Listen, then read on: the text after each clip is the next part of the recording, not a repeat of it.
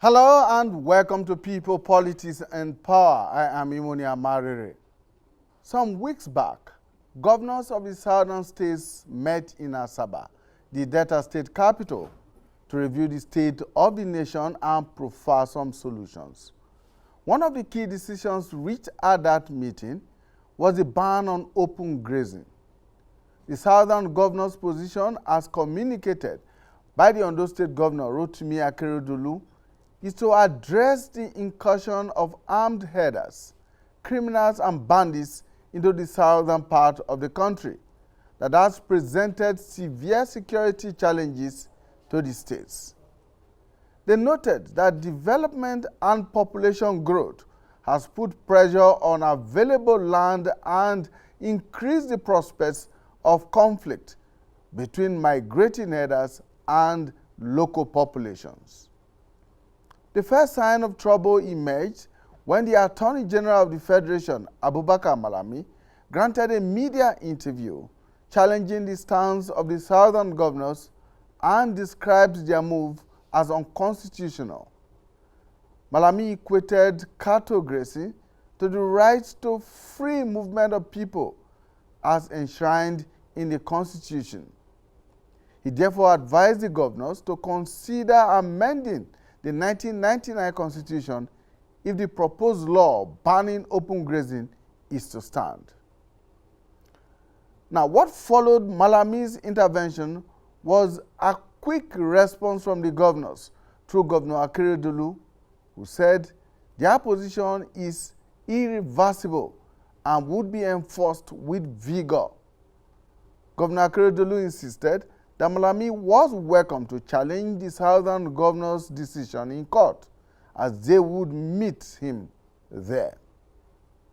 Not long after President Buhari's return from France, a presidential response was made available through a statement by Garba Shehu, the presidential spokesman. Shehu said the statement described the governor's action as something of questionable legality. The presidency said that the government was or has been working on various measures to improve livestock production in the country, including the rehabilitation of grazing reserves in states. What is open grazing and what impact has it had on security in the last few years? What is the difference between open grazing and grazing reserves?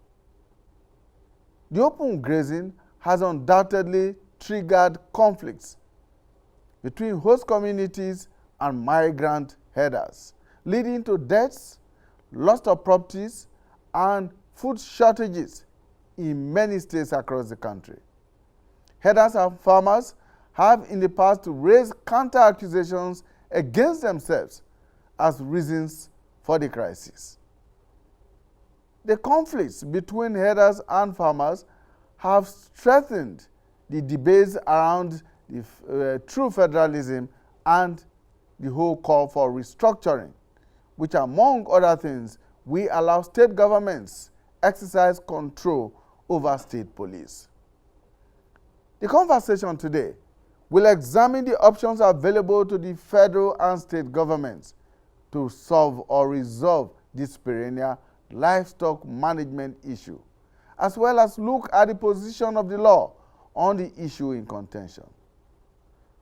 So we have joining us on the program today, Winnie Sholari, who is the Director, Animal Husbandry, Federal Ministry of Agriculture and Rural Development.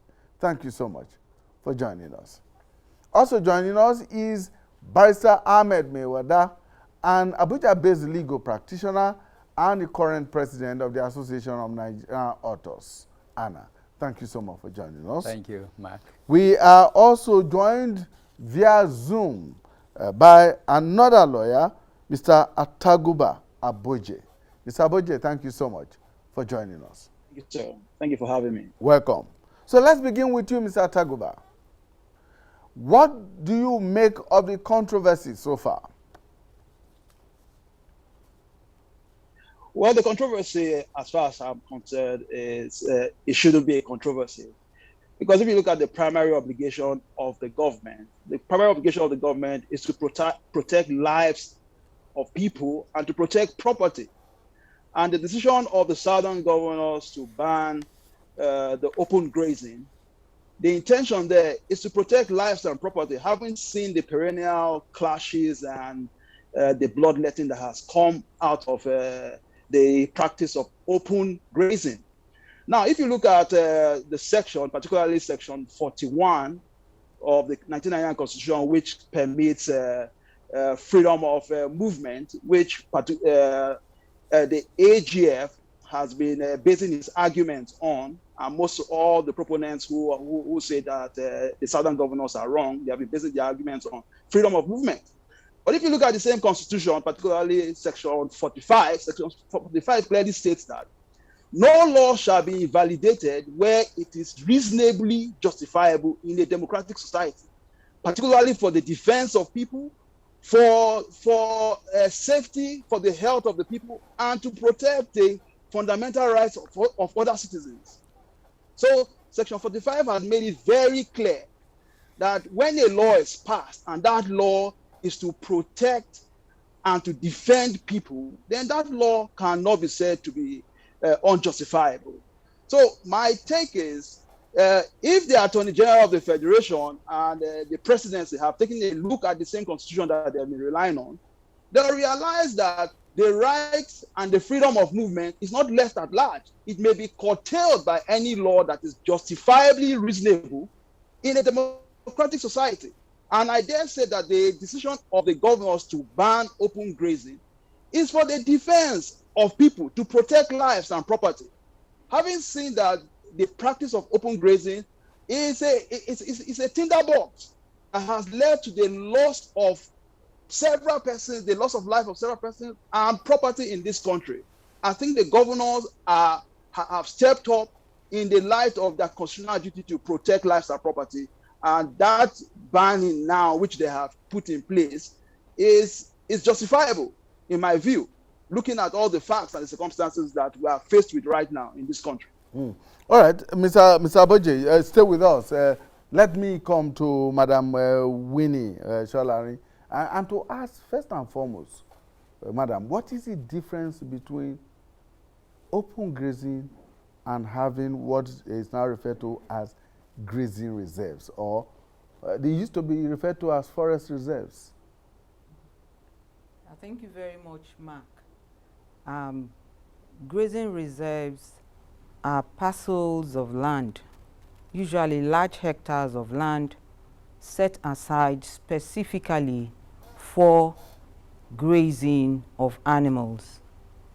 It's like a safe haven for the livestock farmer, where we are supposed to have infrastructure, we are supposed to have enough pasture, water for the livestock farmer. The forest reserves are very different from the grazing reserves. In the country, we have 415 grazing reserves, out of which 115 are gazetted, and they are located in several states of the country. In the southern part of the country, we have just 2 grazing reserves in Oyo.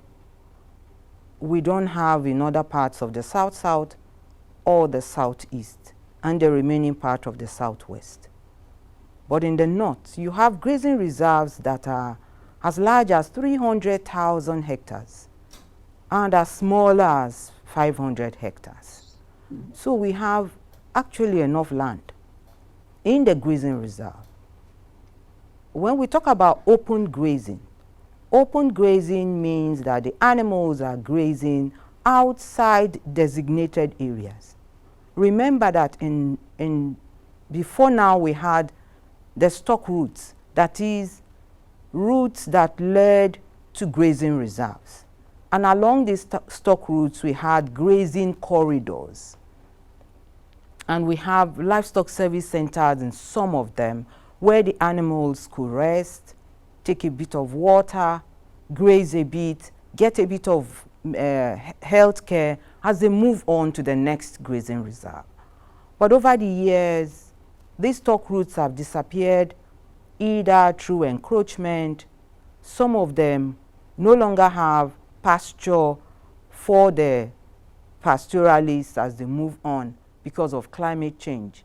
And I know that a lot of these stock routes have been encroached either by public good or by activities of individuals, crop farmers, and other investors alike.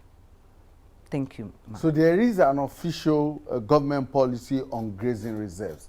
These grazing reserves are owned by the federal government or are owned by states? The grazing reserves are state property, but federal government, in collaboration with the states, have been and development partners have been developing some grazing reserves. So to answer your question, the grazing reserves are the property of the state government. So state governments actually, if they want to, can set up these grazing reserves and make them functional with all the facilities that are needed. But it appears that the federal government is now interested in helping the state governments set up some of these grazing reserves and fund them, going by the last statement from the presidency.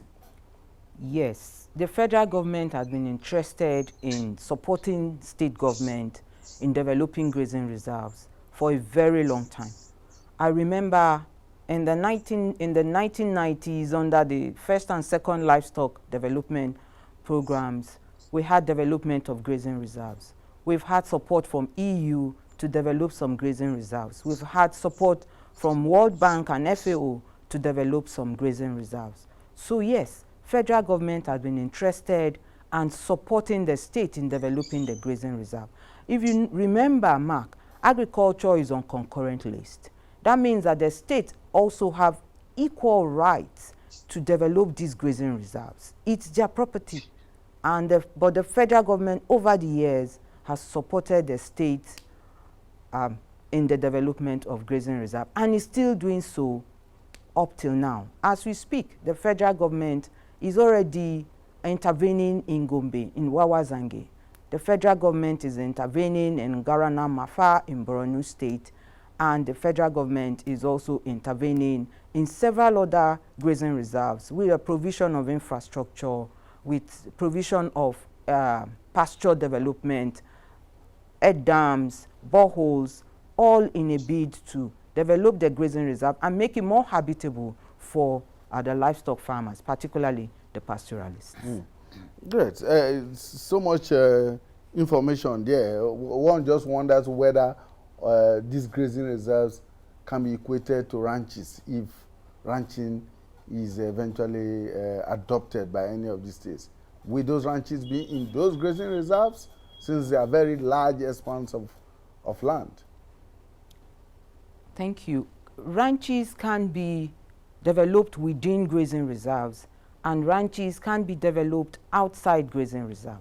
Basically, ranches are private ventures. However, in some climes, we have had group ranching, like Kenya. And these are being within the grazing reserve. They've had their various levels of successes. In the country, we can have ranches within grazing reserves, and we can have ranches outside grazing reserves. Individuals can decide to have ranches, and state governments can decide to have ranches. In the past, we had government ranches in several parts of the country. So to answer simply, yes, ranches can be found within the grazing reserve and outside the grazing reserve. Barrister Ahmed, I know you and I have spoken about this before, but for this program, let's look, is this controversy necessary one? Very interesting question.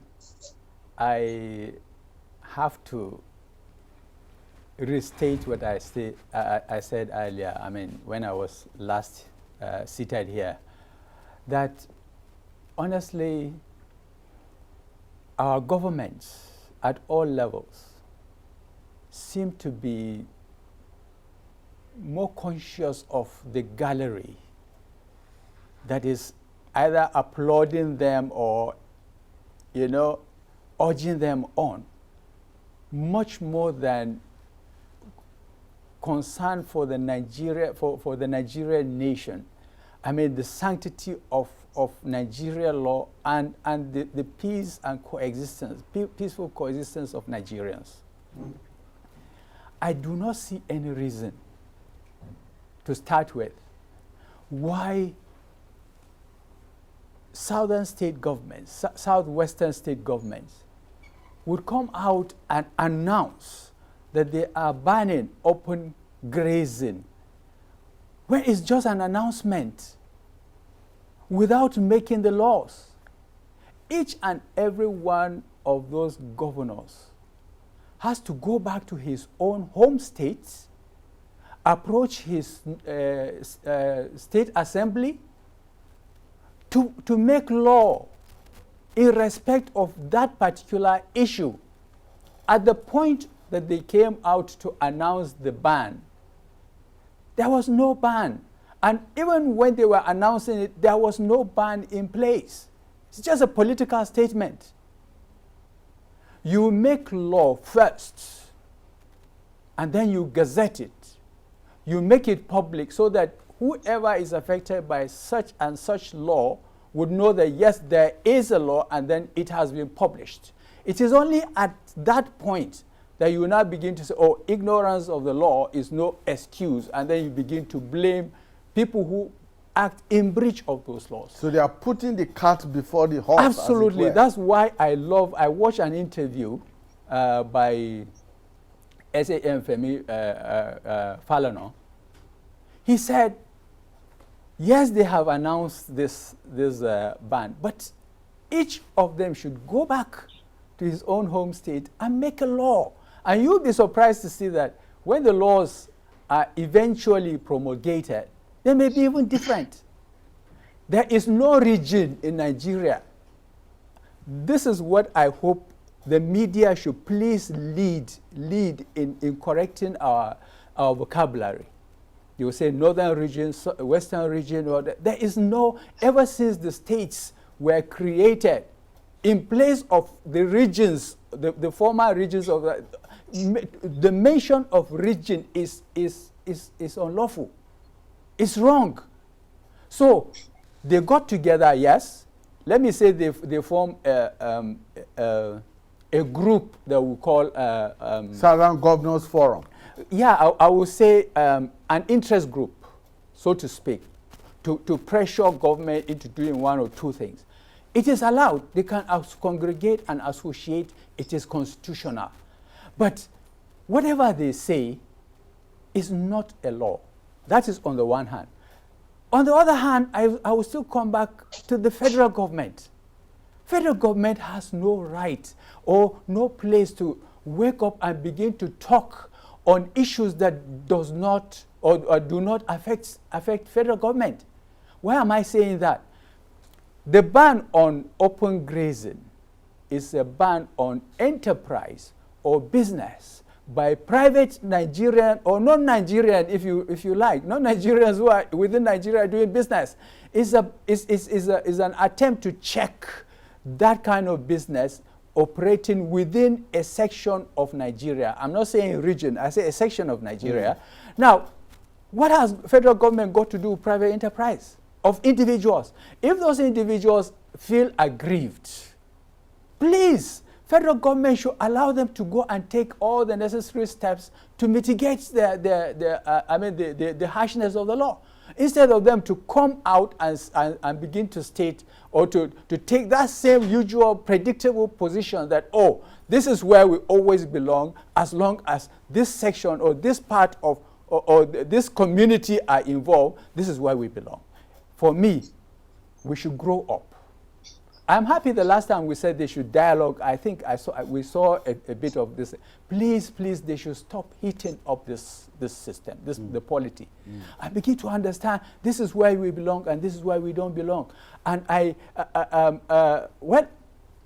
let me stop here because maybe later I can say it. All right. Yeah. Mr. Taguba, Mr. Boje, let me ask this question. Is there any known law in Nigeria that is violated or is being violated by pastoralists who move their livestock from one place to another? Well, to my mind, first of all, there's a freedom of movement. And like I said earlier, that freedom of movement, even though it's in place in the Constitution, is not left at large. It can be curtailed. Now, the pastoralists are moving their flocks, the herders moving their flocks all across the country. There's a possibility that they are trespassing on private property, which in itself will be illegal. If they trespass on private property, that would be illegal. And I think that is what is leading to the conflict, because private property, the cattle are trespassing on private property, and I think that's that's the major reason why you have this conflict. The owners of these properties, in the bid to defend their property from the incursion of these cattle, this has led to conflict. So, to my mind, I think that's a major right, as it were, that is being violated by this open grazing. But outside of that, I don't think there's any other law which restricts the herders from moving their cattle around. Like my colleague has said there, is that the herders are engaged in a private business, which can be restricted by the state government. I'll give you an example. Like in Kano State, I understand that those who sell alcoholic drinks cannot sell in Kano State. That is a restriction on private business. And the same way, if other state governors decide to restrict the operation of the kind of business within their jurisdiction, I think it's within their right to do that. But then it's also within the right of those who intend to operate those businesses to challenge it in court if there's any other thing, if they feel that their rights have been breached by that intention. So, like I said, the fact is there's no law. By the mere making of a statement does not in itself translate that statement into a law. Like I said, it still ought to be passed by the various state of assemblies for it to become law. So for now, I can only say that what the state governors have said so far is a mere statement of intention. So it's not a law yet. Oh, okay. Now, Madam Sholari said earlier on that there are designated grazing routes. Is it possible that some of these designated grazing routes have now been taken over by private individuals, private properties, and these herders, in an attempt to move their livestock from one place to the other, find that on these grazing routes that there are now private properties, farms, and whatever that are on these routes, and maybe that's one of the reasons why this whole heat is being generated?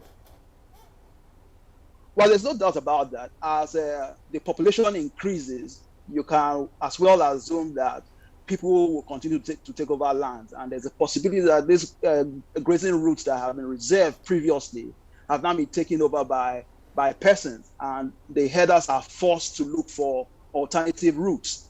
But to my mind, I feel that if by law those routes have been reserved, then it behoves on the government to ensure that whoever has encroached on these grazing routes be removed. So if that is not done, I think it's a failure on the part of the government to enforce whatever law that has been implemented reserving those grazing routes. To have it implemented, because if the non-implementation of those grazing routes itself is a source or a root cause of the violence that we all see arising from herders trying to take alternative routes, because those reserve routes have already been taken over by different persons and functions. So the government ought to enforce those grazing routes if there's a law backing those routes. Okay. Madam Sholari, how healthy is it for livestock to be moved for such long distances from one part of the country to another. I mean, healthy in terms of whatever nutrients that they may bring along at the end of the day. Thank you, Mark. It's not healthy for animals to move such long distances. It's not, particularly the animals that are not wired to do so. For birds, yes, they can fly long distances. But for livestock, it's not healthy at all. And not only is it not healthy for the livestock, it's also not for the herders. So moving animals at very long distances will obviously reduce their ability and capability to produce optimally. And this has been a big issue, where we have the white Fulani, for instance, unable to reach its full potential when measured against white Fulani that is on a farm, well catered for, well fed, will give you better yield than the one that has been trekked very, very long distances. Apart from that, they pick up diseases as well. And as they pick up diseases, they can also spread these diseases from one end to the other. So it's really not healthy. However, you know, we need to systematically get down to the pastoralists understanding this. It has to be a systematic approach to get them to understand this, because over the years, they have feeding had almost been near zero. Cost of feed in any livestock enterprise, feed is almost 80% of the cost of production. And over the years, they have almost committed little or nothing to feeding. And that's why somehow we have the cost of meat and the availability we do right now. So we need to systematically and gradually get our livestock farmers to understand the importance of providing feed, and also the fact that we don't need such large flock to really maximize our production. We can get smaller, more improved breeds, and the federal government is actually working very hard in all these areas to intervene in livestock production that has before now been neglected over the years. How do we compare as a country in terms of the livestock production with other nations of the world that are also engaged in it? In West Africa, for instance, Nigeria has the largest population of livestock. But when we compare with Kenya, in terms of output, Kenya will score higher, because Kenya over the years has tried to move their livestock system from extensive, like we have now, to semi-intensive, and moving towards intensive. And not to say they don't have extensive, but there is effort to move from extensive system to semi-intensive system. So in terms of production, they are producing more. They are producing more milk. They are producing more meat of higher quality than we are doing. And that's because we are yet to really get down to working on our livestock industry. However, I will state this, that it is only now, perhaps from 2014-15, that attention has been paid to livestock, the livestock industry. It's been other forms of agriculture, crop agriculture, and other sectors.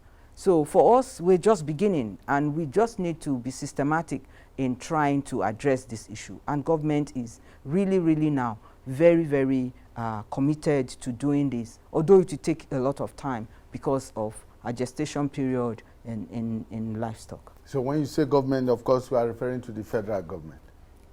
I'm referring to the federal government. Barrister, well, the Katsina State Governor, Aminu Masari, says that open grazing is inhumane and un-Islamic. And for him, he doesn't think that it is a practice that is sustainable for much longer. And we should be moving, the country should be moving towards ranching and all of that. if there is a governor who is thinking in that direction, why is there so much of this controversy from different quarters about where to go, the direction to go? I don't think I will subscribe to what Masari said regarding the un-Islamic city or the un-Islamic nature of open grazing. As you see me here, I graze cattle in the open field. When I was younger, my dad used to have cattle. I used to take them with some of my siblings and cousins. We used to take them to the bush to graze. I don't see anything about open grazing that compromises the quality of the meat that comes out from the cattle, or what it produces as maybe offsprings. In fact, the less chemical you include or you involve in feeding these animals, the more healthier, or the healthier the meat that you get from such an animal. So to say that, open grazing is un-Islamic, but I don't know what he relied on, whether the Quran or the Hadith or whatever, I don't know really. But I beg to differ. That is one. Secondly, I think it is all about the rights that are guaranteed somebody within the constitution of that somebody's country, that says that you have the right to move. For whatever reason, the constitution does not say that, okay, if you are moving from one point to the other, by means of, or by as a result of business that you are carrying, it could be curtailed. It could be no. It doesn't. So if you single out a particular section, and you say you want to restrict the movement of that section or that part of the country, the populace, just because of maybe the nature of the trade that they are doing, then there's actually there's bound to be an uproar, because it's like you are being, a form of appetite is coming into place, because we know all appetite restricts your movement. It says you cannot cross from one point to the other because you are this, because you are that. So the appetite, nature of such kind of restriction is what people are actually up against. Not because, oh, okay, you don't have the right to. In fact, for me, if you leave me, I will challenge the powers of the state to restrict or to make laws in regard or in respect of farming. I will challenge that. I have read the Constitution. I've read the legislative lists, okay, the exclusive and the concurrent. I have not seen anywhere where it says a state governor can make law. I'm referring to what the other barrister is saying. Okay, Section 45 of the Constitution says, okay, for public health, public safety, public defense, public morality. There are 5 exclusions. Provisos that says you can make such law. Okay, yes, the Constitution says you can make laws restricting movement or whatever of somebody. However, it does not say that the states have such power to make such laws. It doesn't. And that brings us back to what Malami is saying. If you think you can go ahead and do this, if you do it, we will test it. But I don't think, why I differ with Malami is that it is not Malami himself that will go to court, but it is those people whose rights are affected by these laws that are going to be made, that should go and contest it. If they go to maybe, let's say, Ondo State, they contest the laws of Ondo State restricting their movement, and they fail at the state level, they could always appeal, could come to the Court of Appeal. The Court of Appeal will look at it one way or the other. After that, they can go to the Supreme Court, and eventually we will have something to look and say, oh, the law in Nigeria says this, and this is what governs. For groups, pressure groups to come up because they represent an ethnicity or whatever, to be shouting for and on behalf of individuals who are doing businesses, it's very wrong. He mentioned the issue of doing business in Kano, restricting selling of alcohol or whatever. I think it is wrong to even say, to bring it in on the table, because the people whose alcohol was destroyed by the Kano state government, maybe by virtue of a law, they have every right to go to court and say, court, I am challenging this. Why should Kano state government destroy my alcohol? And then the court will look at it and say, give either one way or the other, compensate them, or say, okay, you don't have any. Then you can take it up. But for us to say, oh, because you destroy the alcohol belonging to an Igbo man in Kano, okay, Ohaneze will come and start shouting that, honestly, we are doing things the wrong way. Please let us leave, individuals to get up and fight for their rights, and allow the laws in this country, which I believe they are sufficient. Let them provide for us, for our governance and our unity. Leave the governors out of this. Let the individuals settle themselves. So what do you think of those who argue, for instance, that the right to freedom of movement that is talked about in the Constitution does not apply to non-humans, to animals and other commodities or whatever it is? Okay. My one defense and argument is the Constitution does not say so. The Constitution does not say, of course it is for citizens, and the citizens are owners of this property. I hope so. And if a citizen of Nigeria is an owner, wishes to move from one point to the other, the Constitution does not say he cannot carry his property along. It doesn't.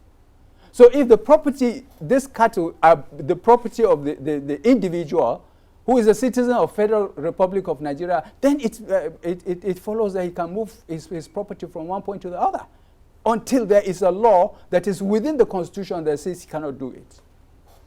All right, let's go on a short break. When we return, we'll be checking with Taguba Aboje on what he thinks of some of the issues that have been thrown up here now. Let's go on that break now.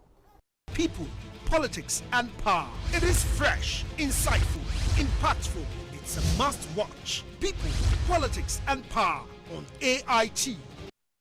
All right, Mr. Aboje, you did say that Section 41 of the 1999 Nigerian Constitution talks about freedom of movement for citizens, for humans, and not animals or livestock. But Mr. Ahmed here thinks otherwise. Well, Section 41, even though it does not say it's for livestock, it will be presumed that it's for citizens, and a citizen should freely move with his property anywhere in the country. Having said that, I think I find my colleagues' interpretation of that section a bit strange. Strange in the sense that what we are talking about here in actual sense is not a question of freedom of movement, if you look at it clearly. It's a question of whether a citizen can carry out a type of business within a locality. That's what it is. The herder is free to move around with his cattle, but he's not free to allow his cattle to graze in the open, to conduct his cattle herding in the open. So it's a restriction on business. It's not a restriction on his freedom of movement. I think it's quite disingenuous for the AG and so many of the proponents of this idea to push forward that it's a question of restriction of movement. It's not a question of restriction of movement. Nobody is stopping the Fulani man or any other cattle herder from moving around the country with his cattle. Nobody is doing that. All that the government is saying is you cannot openly graze your cattle. In other words, you cannot conduct your business openly in that way. And it is the same restriction that has been placed on other businessmen in other localities. Like I mentioned Kano State. There's a restriction, and that restriction is lawful because it was passed by the House of Assembly of Kano State. It's lawful. So if my learned friend concedes that Section 45 placed, there are certain restrictions or parameters under which the rights to move around the country freely may be restricted, then I dare submit that the intention of the southern governors to ban open grazing is lawful under that parameter. So it's not the restriction on freedom of movement, it's a restriction on how you conduct your business. And my friend will agree that any government that is worth anything at all should be able to place restriction on how business is conducted. So, in my respectful view, the idea that you can conduct your business without any law or any guidance or regulation on how you conduct your business, thinking that because you own cattle mean that you can conduct your business without any restriction, I dare say that that is not even lawful in the first place, because all businesses are regulated. And you cannot conduct your business in such a way that it will infringe on my own rights. You can't do that. All right. Regulation, of course, derives from an existing law, if I'll put it that way. But where there is no existing law, how lawful would regulations be? We have said that before. I have said that what the state governor said is a statement of intention. It's not law. I agree, it's not law. So anyone who purports to carry out that statement of intention right now will be going against the grain of the law, and it will be unlawful. So if anybody wants to stop a herder from moving his cattle or from grazing openly right now, where in places where there is no law, then that person will be conducting himself unlawfully. So the Fulani headsman or the headsman, whether a Fulani man or whoever it is, who conducts his business openly grazing his cattle in other states that don't have a law. I'm aware Benue State already has a law. You can't do that in Benue State. But in other places that don't have this law, it will be unlawful for anybody to stop a Fulani man or a herder from openly grazing his cattle. Now, with the limitation that you cannot conduct your business and trespass on other people's property while you are at it. So whoever is still conducting his business in that manner must be aware that there are other laws that prevents you from trespassing on other people's property and from invading other people's privacy and from destroying other people's property. Because if the cow eats the farmer's crops, it's destroying his property, and that's unlawful. All right. So open grazing is not sustainable because of these issues. All right, Ahmed. Yes, sir. I would like to take not a quote, but an expression from the response that the southern governors gave to the statement from the presidency, and they seem to think, and this is from them, they seem to see grazing reserves as a comprehensive plan for land grabbing and internal colonialism. These are their words. I didn't make them up. They are the words from the southern governors who responded to the statement by Garba Shehu. I don't have any detail regarding the reason why they said that. However, let me mention that before now, and right from the inception of this country called Nigeria, the federal government of Nigeria has owned lands and property all over this country. There were times when the federal government decided to even sell off some of its landed property, like estates and so on and so forth. Now, in those past instances, I don't think any state government or any component of the Nigerian state has ever accused the federal government of attempting to colonize the other side because of the fact that the federal government has owned land within so and so states. Besides, by the nature of the powers, legislative powers enshrined in the Constitution, there is nothing that restricts any individual or business or government at all levels from owning lawfully any property within any part of this country. So, honestly speaking, I would say that statement is unfortunate, and maybe it was done in anger or in spite, or maybe by means of maybe whipping up public sentiment so that the public would continue to support their already announced intention to go on with the open grazing ban. My fear, I am for the peace and coexistence of the members of this country. The citizens of this country. The last time I was here, I did mention that if you have a property and you are a state governor and you own a particular property within the state, you have every right to say that nobody should trespass on that land. I did say it.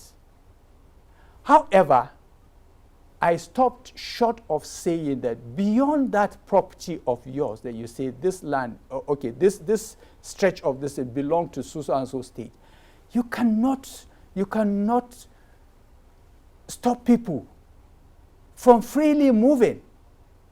Let me tell you the problem that a law that restricts open grazing might bring up in court. Mr. A is arrested for open grazing under a law validly passed in Ondo State, for instance. He is taken to court, and then he is being read his offense and whatever. And then his defense, okay, this law now is made, by virtue of the fact that it is intended to protect public safety, for instance. How is it that Mr. A has actually endangered public property by openly grazing his cattle? The government must prove that that particular person, not the entire Fulani people who are within this. So it is a law that should actually struggle when it comes to individuals that are being arrested for so and so, okay, they have violated this. I see it as an exercise in futility. How does this play out with the Land Use Act? Well, the Land Use Act says all lands in Nigeria, all lands belong to the government. And the government holds land in trust for the people. But there is no, until you have a paper, a document called Certificate of Occupancy in respect of a specific piece of land that is chartered, you cannot lay claim to that particular land and say, oh, this one, because I'm governor of this, so no Nigerian should actually go in there because, this land is you have to come and show that you have a title. That is why state governors have certificate of occupancies for lands that they have. You understand? Even within their own land, they have certificates to prove that these lands, they are their own.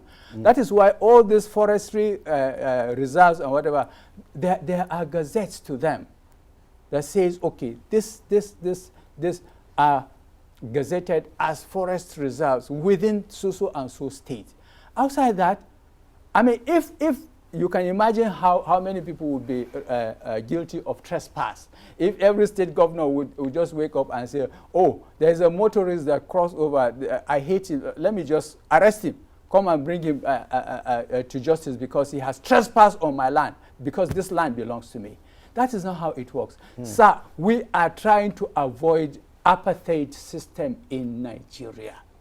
There is nobody, because he belongs to this section or this tribe or whatever, that must be restricted because of any sort of business that he does within any part of Nigeria, including Kano. And I still restate that the Kano state government, even though there is a law, my learned colleague is saying that there is a law in Kano, so it can be contested.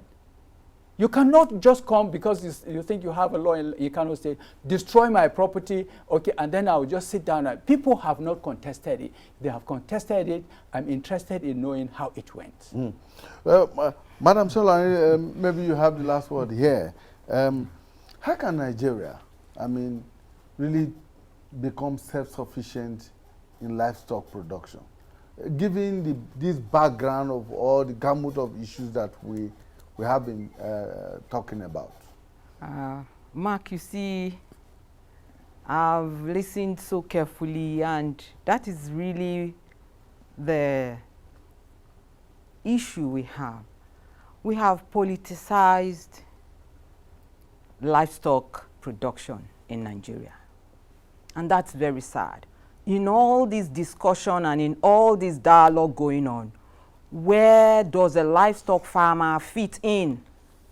Because the livestock farmer demands, and also it is the livestock farmer's right, that government protects him or her, that government gives incentives like any other Nigerian involved in agriculture. This is animal agriculture we are talking about. What effort are we making beyond the rhetoric and all the discussions? What effort, concrete effort, are we making to provide infrastructure, to provide inputs and make sure that there's access to input? What efforts are we making to make sure that we have regulations that enables us to produce and possibly export, to be self-sufficient and export? I'll give you a very clear example. What is the budgetary allocation for livestock in the whole of the country? State, national. What is the budget like?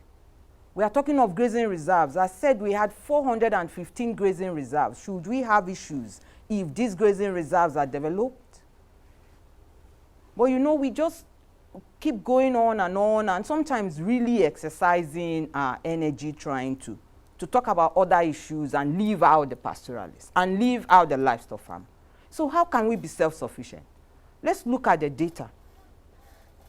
In other climes, for you to be self-sufficient, you have to move away from extensive production system because it limits you. If you have 100 animals and each one can give you 1 liter of milk, and I have just 20 animals and each one can give me 40 liters of milk, what would you rather have? That is where we should be looking at. We should look at improving our breeds.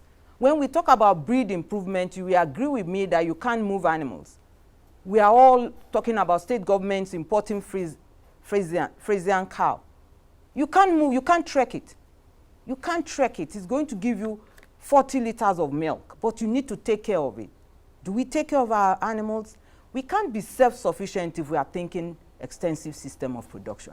So we must come back, go back to the drawing board, look at our production system, move systematically from extensive system to semi-intensive and intensive system of production. We will have more money, we will create more jobs, we will be self-sufficient, and we will export. And our products will meet international market. Right now, we can't export our any product. We can't, because we don't have disease-free zones. We are not talking about these issues. Okay. We are not talking about providing enough enabling environment and funding for the livestock industry, for the livestock sector. Thank you so much. So I think we should move away from you know, trying to look at the political aspect and look at the technical issues and look the at core the issues. economic and technical Exactly. issues. Thank you so much. Well, Madam Winnie Sholari is Director, Animal Husbandry, Federal Ministry of Agriculture and Rural Development, here in the nation's capital, Abuja. Thank you so much for your time. And of course, Barrister Ahmed Mewada, an Abuja-based legal practitioner and president of the Association of Nigerian Authors, ANA. And we were also joined by Ataguba Aboje, who is also a legal practitioner here in the nation's capital. Thank you so much, gentlemen and ladies, for your time and for your contributions. Thank you. We'll see you next time. We hope that this issue is amicably resolved and put to rest. And to you, our viewers out there, we want to thank you for investing your time with us, and we hope that you have gained some more insight into this whole dialogue and discussion. Bye for now.